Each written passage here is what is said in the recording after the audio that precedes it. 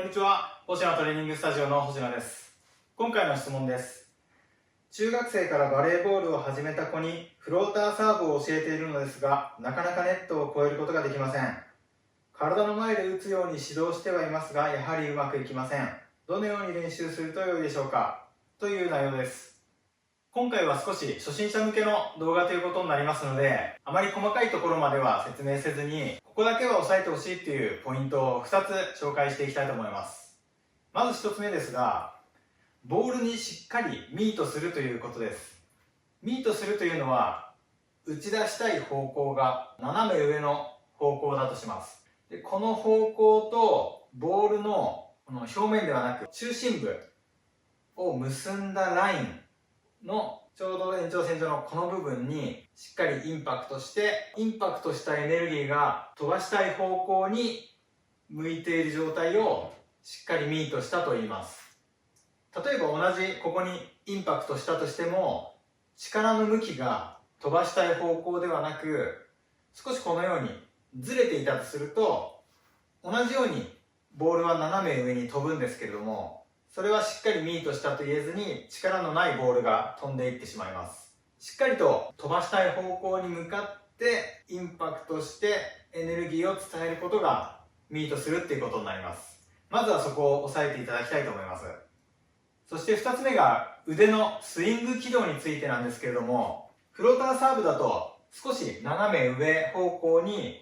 打ち出したいので、斜め上方向に向かってエネルギーを伝えたいわけです。それをするためには、肘をある程度前に持ってきておかないと、肘から先のこのスイングのエネルギーが斜め上に向きませんので、まずは肘をしっかり前に持ってくるということが重要な要素になります。初心者の方は肘が前に出ずに手からボールに向かっていくことがすごく多いんですけれども、このような状態だと肘から先のスイングのエネルギーが斜め下方向に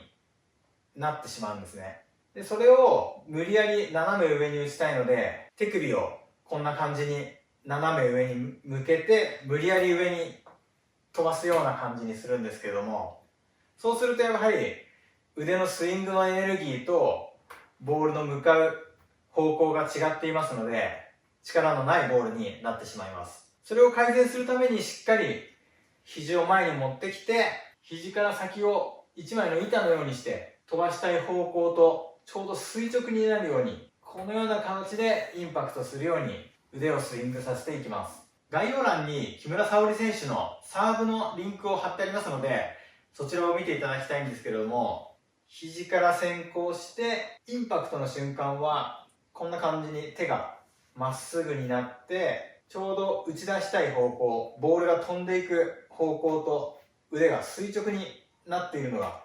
わかると思います。ぜひそちらも見てみてください。そしてこの肘を先行させるスイングをどのように身につけるかっていうところなんですけど、この動きを指導する上で僕がよく例えで出しているのが、水を切る動作。この動作をイメージしてもらいます。人が普段行う動作の中で水を切るようなこの動作が最も速い動きだと言われています。この動きがとても効率が良くて、腕全体は少しリラックスして、最後の振る瞬間だけぐっと手先に力を入れることで、ここからこの辺りで